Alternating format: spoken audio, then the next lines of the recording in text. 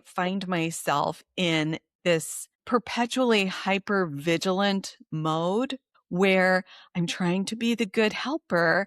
I'm watching his every move. I'm also watching his facial expressions. I'm trying to assess whether he's pleased or displeased with the way that I'm helping him or not helping him.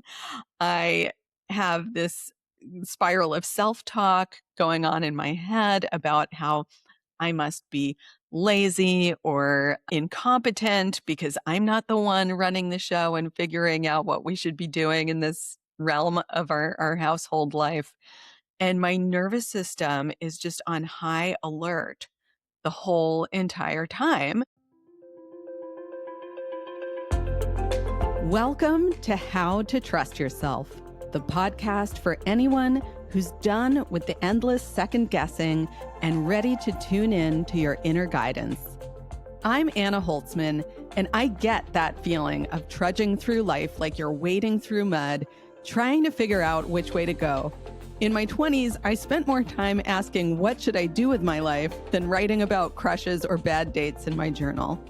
I've tried on a lot of answers: architecture, publishing, editing reality TV for a decade, and finally landing on therapy and coaching, helping people like you connect with your purpose.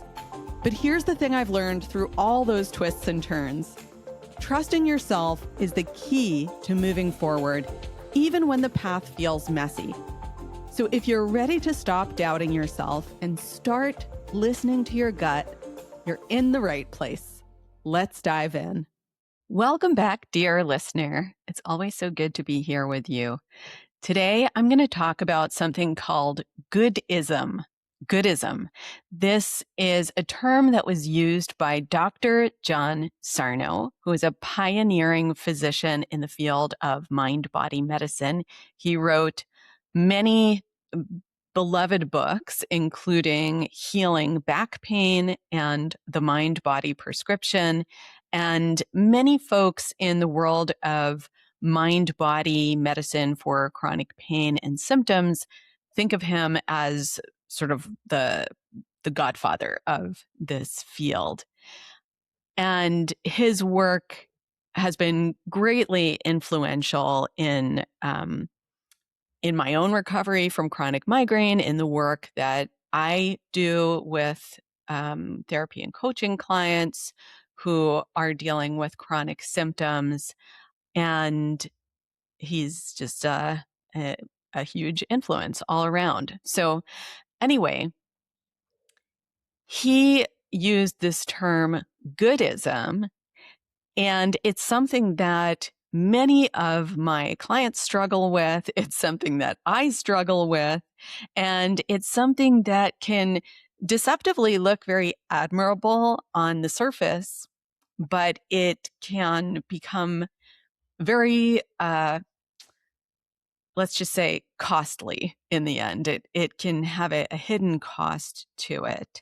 And in its most basic form, what Goodism means is the tendency in certain people to perform goodness. Although when we're doing it, we certainly don't think of it as performing goodness.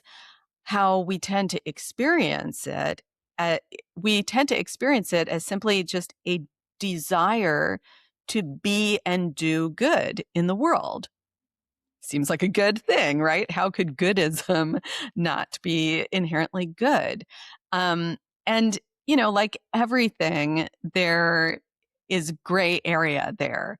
It is and can be a good thing to do good deeds, to be good to others.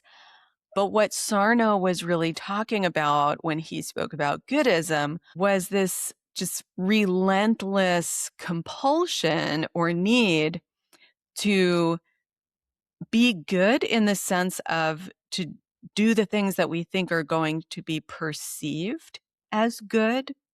And as we'll speak about in more detail in a moment, this really comes from a place of fear, and it involves suppressing our more authentic feelings, desires, and needs.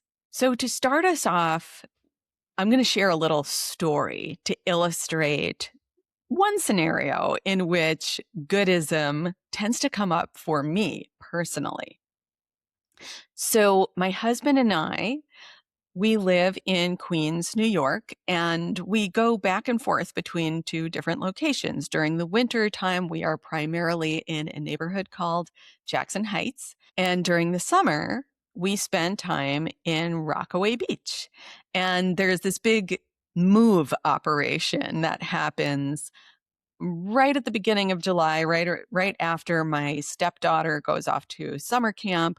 We pack up a whole bunch of stuff and we pack up our three cats into cat carriers, shove everything into the car, and haul it out to Rockaway Beach.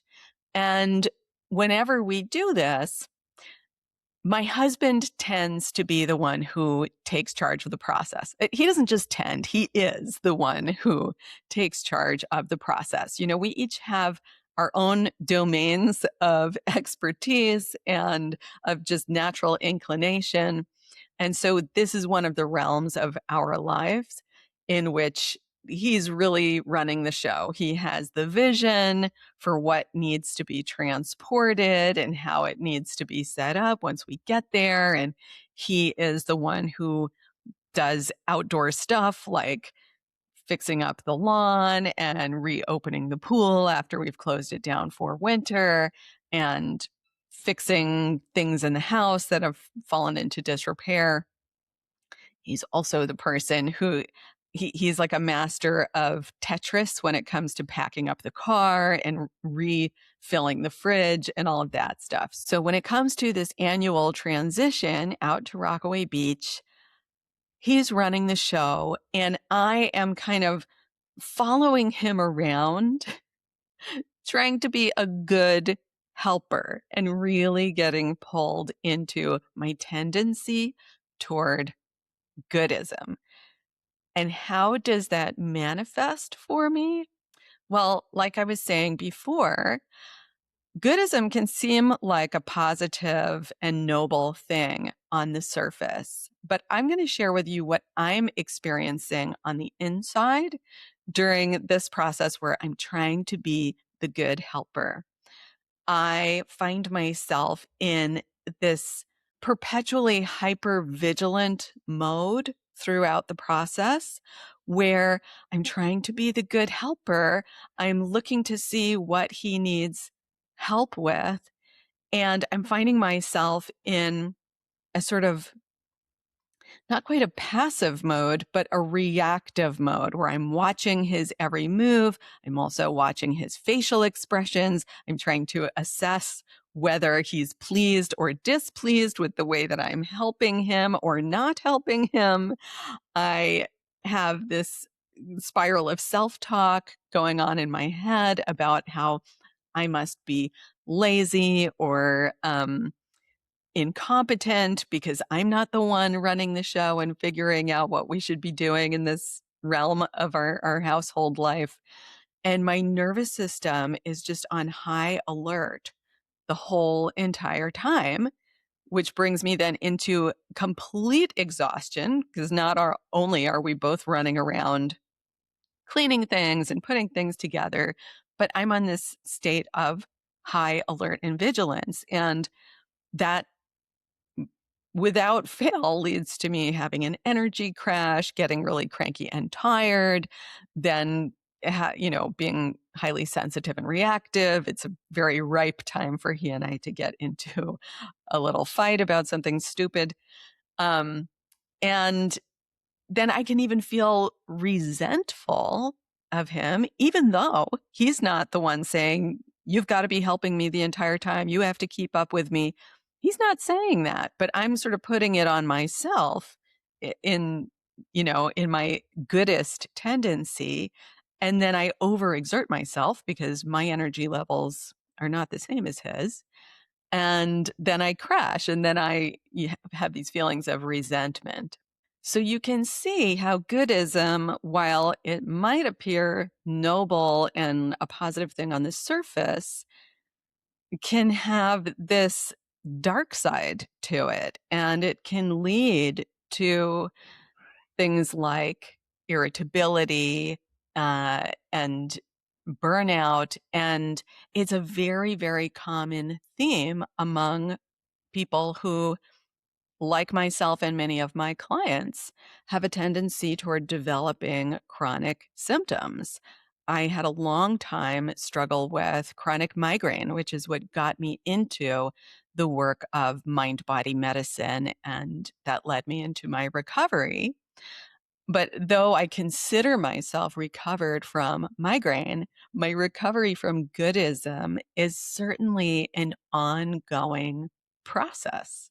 So, I want to talk about a few of the different ways that Goodism can show up, because that little anecdote I shared about the annual summer move and how Goodism shows up for me in that scenario is only one way that it can show up. And there are lots of different ways that Goodism can sneakily show up in our lives. I'll share a few of them so you can see if you recognize any of these in yourself. And if you do, you're in good company. You're not alone. Goodism can show up in one's career as overachieving. It can show up as perfectionism. It can show up as that relentless striving for other people's approval, that relentless striving to meet external or perceived measures of success. Goodism can show up around things like our physical appearance. It can show up around things like style in the way we put together our home or the way we dress. And it can show up in those areas as perfectionism, which involves a heavy dose, usually, of self-criticism and this kind of never good enoughness that we might experience in those areas. Goodism can show up in our relationships as overgiving, overfunctioning, people pleasing, overly caretaking. And again, these things, there can be healthy aspects to caretaking, caring about other people, wanting to make them happy, doing kind things for them. But when we get into that overgiving, overfunctioning, chronic people pleasing, there's something going on here that underneath the surface is fueled by fear. Fear of being rejected, fear of not belonging, fear of someone else being mad at us. And we're sort of, without intending to, unconsciously seeking to control the situation in a sense by being so quote unquote good that we are beyond reproach, beyond rejection, safe from others being mad at us, which is something that is just not possible in life. It doesn't actually work the way our unconscious is thinking it's going to work. And there's this hidden cost to Goodism that over time far outweighs its perceived benefits. Some of those hidden costs might look like this. You find yourself over time becoming a supporting character in your own life. You have devoted so much of your energy and attention toward pleasing other people, gaining their approval, making them happy, taking care of them, that you become this sort of background character in your own life to the degree that maybe you don't even know what you want anymore. Maybe you don't even know how to take care of yourself anymore or what makes you happy. There's this constant adaptation to other people's moods, needs, feelings that puts you in a secondary role. And it also puts your nervous system in a chronic state of vigilance as you are watching for other people's moods and needs. Also, when you're in this mode, your own safety feels conditional. It feels conditional on other people's acceptance of you, other people's well-being. And when your sense of safety is so completely dependent on the acceptance, approval, or happiness of others, it's like you have no sense of control over your own safety and well-being. It's coming from external sources entirely and not at all from internal sources, which is incredibly disempowering. And the message that that sends to your nervous system is that you are not safe. You are not in control of your own life. You are not taking care of yourself or looking out for yourself because everyone else is more important. And that pattern can put the nervous system into a state of chronic stress, which can lead to chronic symptoms and ultimately to a crash or burnout. So, in the work of untangling ourselves from Goodism, it's really important to take a step back and reframe the way we've been thinking about this idea of I need to be good or I need to be seen as good. It seems like a virtuous stance, but it's one that is fueled by fear. And it's fueled by fearful questions like, if I stop being good, will I still belong? If I stop being good, will I still be accepted? Will I still be lovable? Now, as we reframe Goodism, the goal here isn't to stop being good, right? The goal is not to become quote unquote bad or to stop being kind to people, kind to others in your life.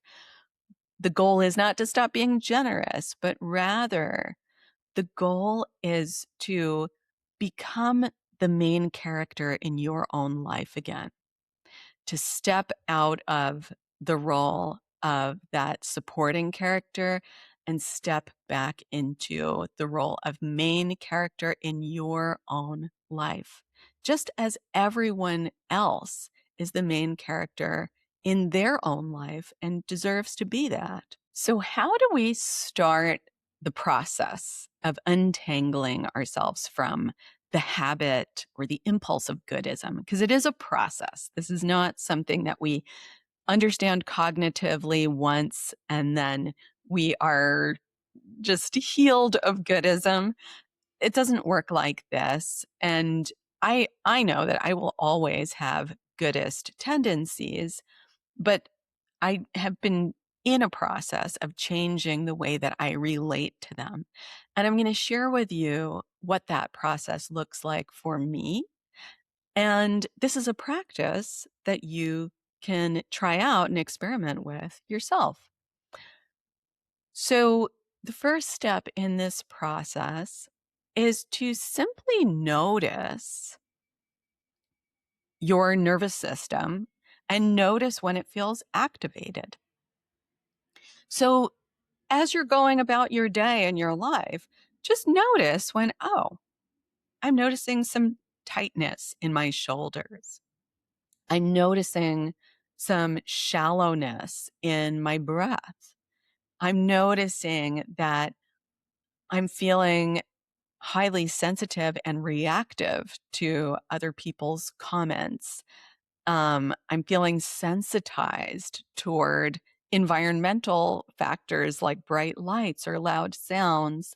And I'm feeling sensitized toward the inflections in other people's voices or the expressions on their faces. I'm noticing that my self-talk has gotten very negative and loud. These are all indicators that your nervous system is in a state of activation, of threat response. And when you notice that your nervous system is activated, which for someone with Goodist tendencies can fuel our impulses toward Goodism, take a pause and ask yourself in that moment, am I putting myself first? Am I putting myself first? Or am I scanning the room for other people's expressions, feelings, needs, and turning myself into a servant of those other people's feelings, needs, etc.? Ask yourself, am I putting myself first? Even just that question, if you have long been in an unconscious pattern of Goodism, the question, am I putting myself first, may trigger even more fear. The thought that might come up is, wouldn't that be selfish of me to put myself first? But the metaphor that I want to bring in here is that of the oxygen mask on an airplane. You know, that saying, put the oxygen mask on yourself first. And only then can you reliably and sustainably be available for others. Because when we don't put the oxygen mask on ourselves first, it means that we are not taking care of our own nervous system, and that sends our nervous system into a chronic threat response mode. We burn out, we crash, we become irritable and resentful, etc. So putting yourself first is like putting the oxygen mask on yourself first. It's taking your nervous system out of threat mode and into safety. So this is my brief little primer on Goodism. I'm curious if you see anything that I've described today as a pattern in your own life.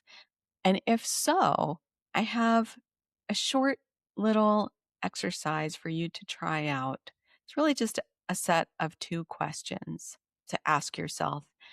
And the first question is, where are you living as a supporting character in your life?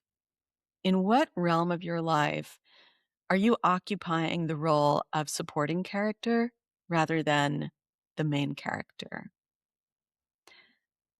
And the second question is, what would it look like for you to put yourself first starting today? What would it look like for you to take one step in that direction? I'd love to hear what these questions bring up for you.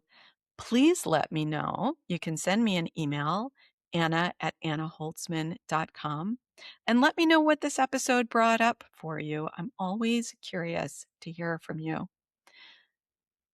Until next time, take good care, and I'll see you again soon. If you enjoyed today's episode, please do me a favor. Hit that follow button so you don't miss a thing, and leave a rating or review. It helps more people find this show, and honestly, it makes my day. And if you're looking for more ways to trust yourself and start listening to that gut instinct of yours, come hang out with me on Instagram at Anna_Holtzman. Let's keep the conversation going. Thanks so much for listening, and until next time, trust yourself. You've got this.